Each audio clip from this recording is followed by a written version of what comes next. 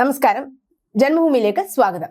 ഇന്ത്യയുമായുള്ള കരാർ ഇസ്ലാമാബാദ് ലംഘിച്ചുവെന്ന് സമ്മതിച്ച് പാകിസ്ഥാൻ മുൻ പ്രധാനമന്ത്രി നവാസ് ഷെരീഫും മുൻ പ്രധാനമന്ത്രി അടൽ ബിഹാരി വാജ്പേയിയും 1999 ലാഹോറിൽ വെച്ചാണ് ലാഹോർ പ്രഖ്യാപനത്തിൽ ഒപ്പുവെച്ചത്.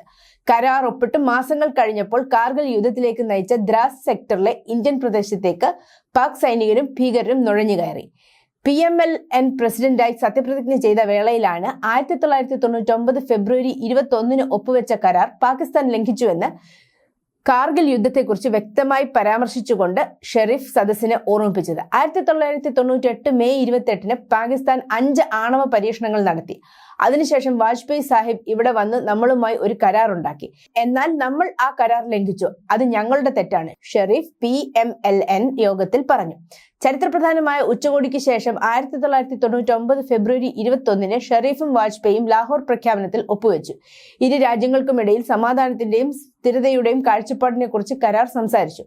അക്കാലത്ത് അത് ഇരു രാജ്യങ്ങളുടെയും ബന്ധങ്ങളിൽ ഒരു വലിയ വഴിത്തിരിവിന്റെ സൂചന നൽകി. എന്നിരുന്നാലും ഏതാനും മാസങ്ങൾക്ക് ശേഷം ജമ്മു കാശ്മീരിലെ കാർഗിൽ ജില്ലയിൽ പാകിസ്ഥാൻ നുഴഞ്ഞുകയറ്റം കാർഗിൽ യുദ്ധത്തിലേക്ക് നയിച്ചു. 1999 മാർച്ചിൽ അന്നത്തെ Pakistan army chief general Pervez Musharraf തന്റെ സൈനികരോട് കാർഗിലിലെ ഇന്ത്യൻ പോസ്റ്റുകളിലേക്ക് രഹസ്യമായി നുഴഞ്ഞുകയറാൻ ഉത്തരവിട്ടു. പാകിസ്ഥാൻ നുഴഞ്ഞുകയറ്റക്കാരിൽ നിന്ന് സ്ഥാനങ്ങൾ ഒഴിപ്പിക്കാൻ ഇന്ത്യ ഓപ്പറേഷൻ വിജയ് ആരംഭിച്ചു. 1999 ജൂലൈ 26 ഓപ്പറേഷൻ വിജയമായി പ്രഖ്യാപിക്കപ്പെട്ടു. 1999 മെയ് മുതൽ ജൂലൈ വരെ നീണ്ടുനിന്ന കാർഗിൽ സംഘർഷം കാര്യമായ നാശനഷ്ടങ്ങൾക്ക് കാരണമായി. പാകിസ്ഥാന്റെ ഭാഗത്തുള്ള നാശനഷ്ടങ്ങളുടെ ഔദ്യോഗിക കണക്കുകൾ വ്യക്തമല്ലെങ്കിലും നൂറുകണക്കിന് ആളുകൾ കൊല്ലപ്പെട്ടു എന്ന് കണക്കാക്കപ്പെടുന്നു. പാക് സൈനികരും തീവ്രവാദികളും കൈവശപ്പെടുത്തിയ ഭൂരിഭാഗം പ്രദേശങ്ങളും ഇന്ത്യൻ സൈന്യം തിരിച്ചുപിടിച്ചതോടെ സംഘർഷം അവസാനിച്ചു. സുപ്രീം കോടതി നവാസ് ഷെരീഫിനെ അയോഗ്യനാക്കി 6 വർഷത്തിന് ശേഷം നിയമ നടപടികൾ കടന്ന് കുറ്റവിമുക്തനാക്കപ്പെട്ടപ്പോഴാണ് ഭരണകക്ഷിയായ പാകിസ്ഥാൻ മുസ്ലിം ലീഗിന്റെ പ്രസിഡന്റായി ജനറൽ കൗൺസിൽ അദ്ദേഹത്തെ തെരഞ്ഞെടുത്തത്. ഷെരീഫിന്റെ പ്രസ്താവനയോട് പാകിസ്ഥാൻ സൈന്യം പ്രതികരിച്ചിട്ടില്ല.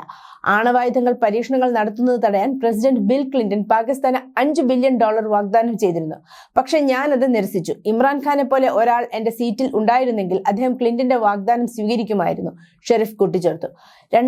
2017 പനാമ പേപ്പേഴ്സ് വെളിപ്പെടുത്തലുമായി ബന്ധപ്പെട്ട് കേസുകളിൽ അഴിമതി ആരോപിച്ച് നവാസിനെ പ്രധാനമന്ത്രിയും പാർട്ടി പ്രസിഡന്റുമായി പാകിസ്ഥാൻ സുപ്രീം കോടതി അയോഗ്യനാക്കി. 2017 അന്നത്തെ പാകിസ്ഥാൻ ചീഫ് ജസ്റ്റിസ് സാബിക് നിസാർ തന്നെ പ്രധാനമന്ത്രിയുടെ ഓഫീസിൽ നിന്ന് പുറത്താക്കിയ കേസ് തെറ്റാണെന്ന് നവാസ് ഷെരീഫ് അവകാശപ്പെട്ടു. പാകിസ്ഥാൻ തെഹ്രീക്കെ ഇൻസാഫ് PTI സ്ഥാപക നേതാവ് ഇമ്രാൻ ഖാനെതിരെയുള്ള കേസുകൾ സത്യമാണെന്നും അദ്ദേഹം ആരോപിച്ചു.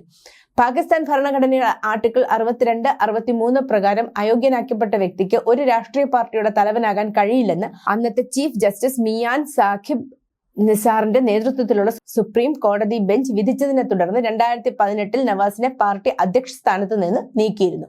News desk, Janmabhumi.